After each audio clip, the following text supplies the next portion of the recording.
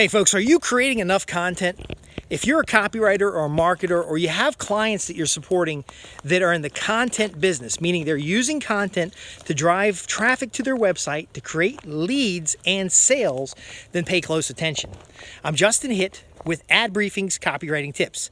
Now I'm in my wilderness attire because I just videotaped 3 key podcasts that have to do with what we do at Prosperity Homestead, which is one of my other newsletters. And what I did was I basically did a promotion, I did a regular podcast, and then I did a call to action, kind of an ask campaign. Now, the reason I'm telling you this is because you can't go back in time and record stuff historically. So if you're doing marketing for a storefront and they're doing a remodel, you can't redo the remodel just to get the footage, but you can get over there and help them with ideas of valuable and useful content that they can use to promote their business. Now, again, I'm very critical of content marketing. You want to have, the content is not about the tools. The content is about the customer experience. So I did my video about survival essentials and the bonuses that I was providing from my environmental side, because again, I'm a master naturalist and I have a permaculture design certification in addition to do the copywriting. Those are 2 very useful things when you do copywriting for ecotourism sites and you do promotions for, courses and programs in the woods. So what I'm saying here is that I can't go back in time and have the perfect location. So I came over here to do a little hike in the middle of the day and do a little surveying. I can't come back here on the perfect day with the perfect lighting and the ideas and concepts. So I might as well just do the recordings. Now, how do I know what to talk about when I do the recordings? I don't have a paper script with me, but this morning I kind of made a list of the things that I should be talking about. So we have an editorial calendar. So if your clients don't have an editorial calendar, you need to be getting them an editorial calendar, because then they know that, hey, it's spring, and then this client has this going on, that client has that going on. And then you can also match your clients up. So let's say you have a storefront that's remodeling. You can go to the Chamber of Commerce and say, hey, look, now this is prospecting. Hey, look, we got a storefront that's remodeling. So you got the remodeler, you've got the storefront, but you've also got the neighboring businesses. Hey, I like to get some stock footage of people's feedback and opinion about this remodel. What is it going to mean to the community for this restaurant to be set up this way? And now you're helping them build their networks. Again, as a copywriter, you may just write the scripts, but you would partner with a videographer to go out and do the video. Now, when the videographer goes out there, the videographer is going to have some ideas, and they're going to be telling the client, you should be doing this, No. If you want sales and profits, then they need to be doing what's on your script, and you can lay that out in a storyboard. You can lay that out in a sales letter and kind of get that package together. And then the videographer is a subcontractor to you. The videographer will send you the video, and then they're finished videos, and then you'll set it up. If you're managing, like say your shop is managing social media, you can cut shorts out of the video, you can cut podcasts out of the video. But the key is they're only going to do a remodel one time. And so what's the benefit of the remodel? Who is this remodel suited to? If they're doing like an ADA, Americans with Disability Act, accessibility related items, there's stock footage to build up there. There's B-roll to build up there. But then again, there's also the press release, the grand opening after the remodel. A lot of businesses will grand open when they first start their business, but they don't grand open after they do a significant remodel or a change in menu or a new location. So again, as a marketer, as a copywriter, you're going to come in with these small business ideas. Now, I have a program, I think it's 99 ideas for recession busting. I know I got 101 strategies to create and keep more profitable customers. I keep these big lists together because when I work with a client and they say, well, I'm thinking about doing some marketing, I'm like, okay, what are we doing this month? What are we doing this week? What are we doing next month? What are we doing next week? And I can just pull off the list kind of a menu of items, and then we just do it. Like, what kind of exciting things are you doing that we can get on video, that we can do an interview about, that we can be in the news about, that we can do a direct mail piece about, that we could set up a multimedia package, that we could do a special sale, that we could do, see what I'm talking about? Again, if you're not churning these ideas, and a good way of doing it is if with one client has something, is to go reach out to other people who would potentially make good clients and get them involved in that ecosystem. Now, the value of this is that you get a bigger job. So, maybe your client can only spend $5,000 on a promotion. If you've helped them with joint ventures, and I have a special program on joint ventures that if you go to the website and ask about, I'll get you details. But again, if you set up a joint venture and you go through the legwork and you have 5 people paying you each $5,000, it's now a $25,000 job, and a lot of the work carries over. So I hope that makes sense to you. One of the key strategies that helps me get so much value from my clients is the strategic relationships. Now, again, it could be vendor relationships. I've helped clients go get money from their vendors. So maybe they stock a Honda product, or they stock Briggs and Stratton product, for example. Both of those companies will pay you. They'll put product on the floor. So if you're having a grand opening, they'll put a display there that gives you something to show. And sometimes they'll do what's called flooring. Sometimes they'll do a lot of different things, but the business didn't have to pay for it. So they're paying you $5,000 as a copywriter, but they just got $5,000 in value because you worked out some vendor relationship, and then you wrote the copy, and then you had the grand opening, and then you had the contest at the grand opening, and then the contest filled a fishbowl full of business cards, which you now have a mailing list, and then you have a 3-step follow-up campaign on the mailing list, and then all of a sudden that customer is just bowing down to you and so happy that you're such a good copywriter, that you're such a good marketer. Do you see what I'm talking about here, folks? So you will never get a chance to go back in time and record the video or get the photograph or whatever. Now, when I meet famous people, or I meet people that I've done other joint ventures with, I always get a photograph with them, and they often want to get a photograph with me. I don't know why, but they do, and they use that in their promotions. It's what's called social proof, so it shows that they're interacting with other people. Nobody wants to do business with the business that doesn't interact with other people. They want to do business with people they know, like, and trust. So again, do you see where I'm coming from here? I had an opportunity. I was working on a project. I was doing some hiking. I had in my brain 3 or 4 different segments that would be great to record today. Now, again, if you have an editorial calendar and an editorial topics list, you can go and just pull something off of there. Now, what does this mean for your clients, and what does this mean for you? Number one, it means for your clients that they're always foreshadowing additional work. What it means for you is that you're always getting additional work. Do you see how that works? So again, that's kind of the business of copywriting. Now, how do you remember in your head the items that you do?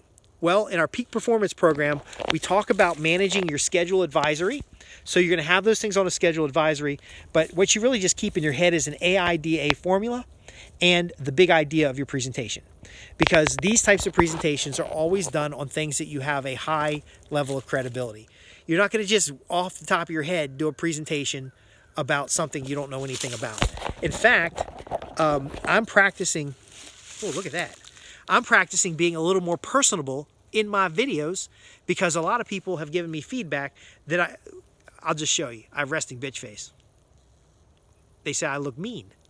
So I have that in mind. I say, okay, we're going to talk about, and this is for my Prosperity Homestead newsletter, which is the back end of the promotions that I do for ecotourism sites, outdoor education.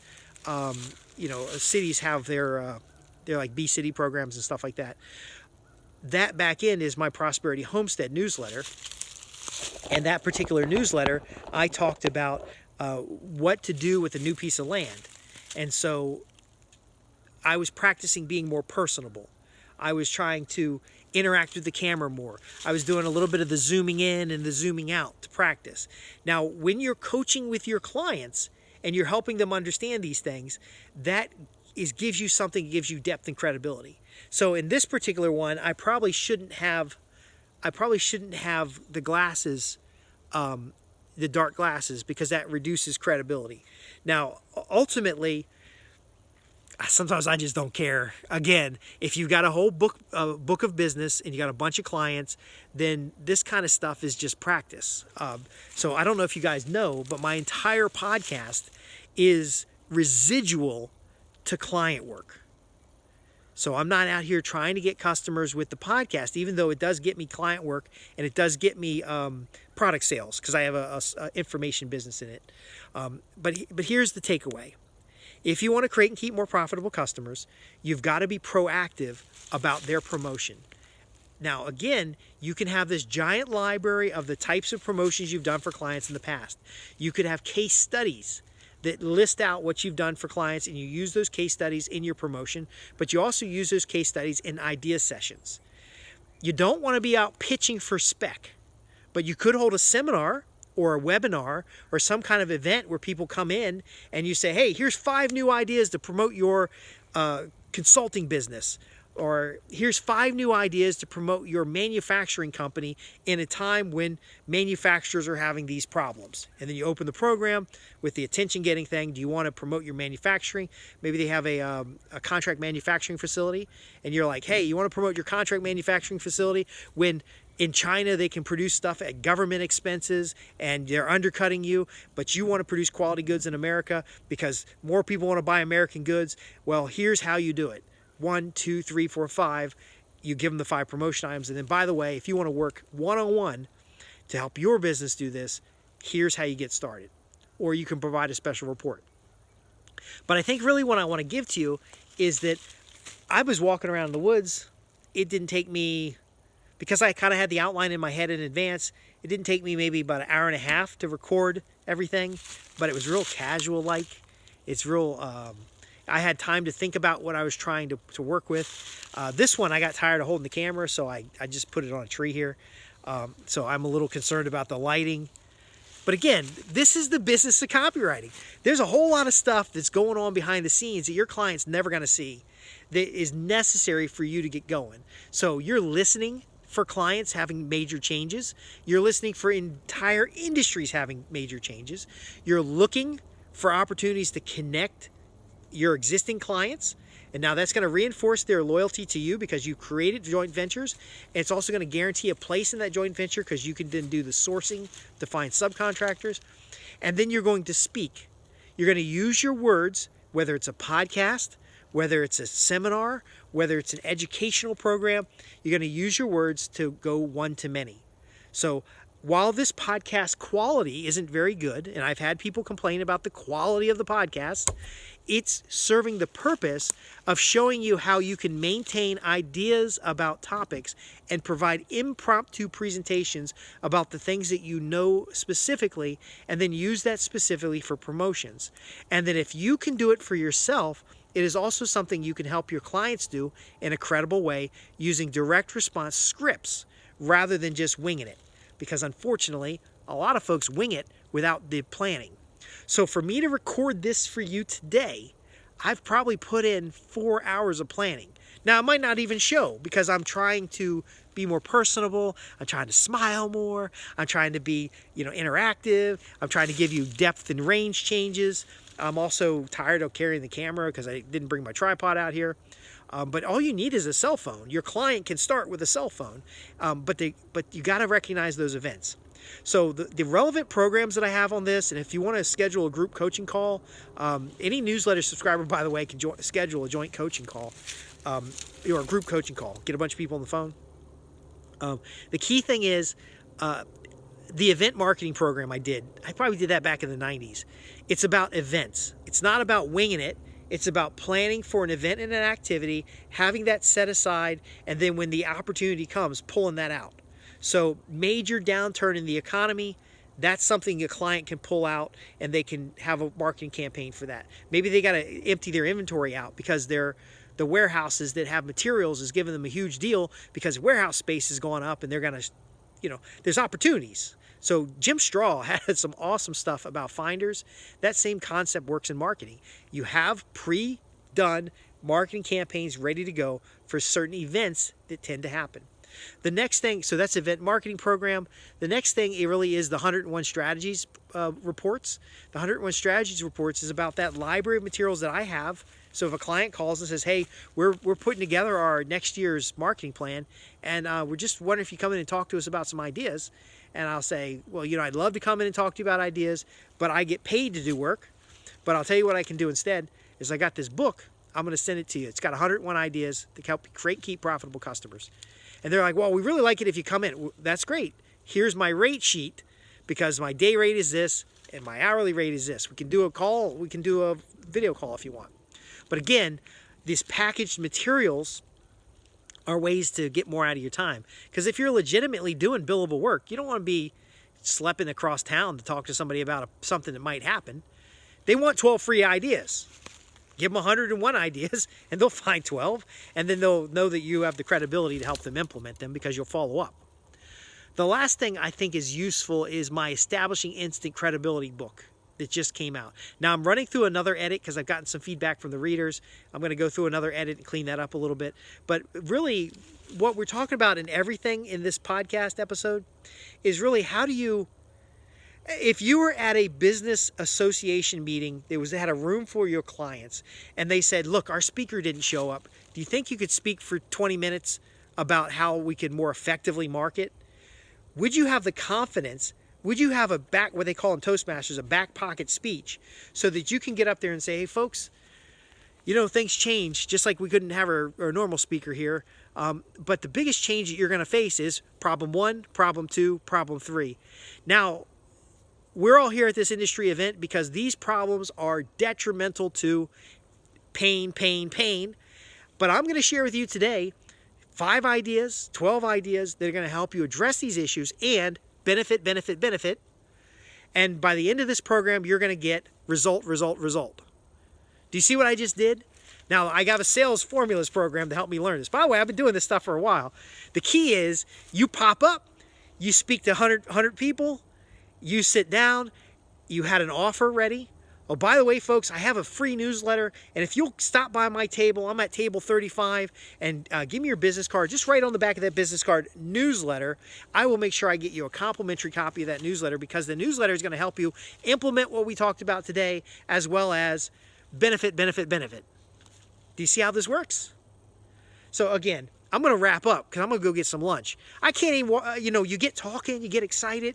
I can't even get out of this woods without having to finish off a podcast. But this is the last one I had in my head, which is essentially, how do you help your clients be more time effective with their multimedia presentations? How do you help them build those presentations around marketing plans and specific campaigns? And then once they have those campaigns, how do you help them implement them consistently? Because again, if you have a client that's doing a remodel and all they do is do some videos and throw them up on YouTube, you miss the fact that it has to be customer oriented. It has to have an offer. It has to have a time frame. And then if you're going to do a promotion, you should follow up on it. So that particular package there is the model's the reason why they're offering some kind of sale or promotion. And ultimately, there's like a 3-step afterwards, and there's tracking. So, folks, I hope I'm helping you. I really do, because I see a lot of, I've heard stories. A lot of you guys are just flipping the YouTube channels, and you got all these cool ideas, and you're excited, but you're still not making 6 figures. And 100,000 is the new 50,000. You need to be up at like net from your business, $300,000 US, $250,000 US. Otherwise, you're going to have some problems. But you're in the right place, because I'm here about the business of copywriting. Ad Briefings Copywriting Tips helps you use words to sell. But if you're not selling, then if you're not getting new clients, then you're going to have a hard time. So again, ask the questions below that you need to ask in order to start getting more clients. Tell me about the opportunities, the problems, the challenges, the frustrations that you have. I will put together materials. I'll pre-write the materials. I'll deliver them to you in as best way as I can. Understanding that I am working on being more interesting, because some people say I'm boring. But ultimately, this is about you getting more clients. This is about you getting more sales. See, this is where you take off the glasses and say, folks, I want to speak to you one-on-one here, because if you're not getting clients, then all these valuable copywriting skills that you have, and then all this effort, and your family's really, they're counting on you. And if you aren't getting the results that you need, then you need to visit www.adbriefings.co.uk. There's a little challenge in showing you behind the scenes stuff, but ultimately, we're here to help. We're here to help you create and keep profitable customers and transform business relationships and the profits using the business of copywriting. You're in the right place, and this is the perfect economy for it. I'm Justin Hitt with Ad Briefings Copywriting Tips.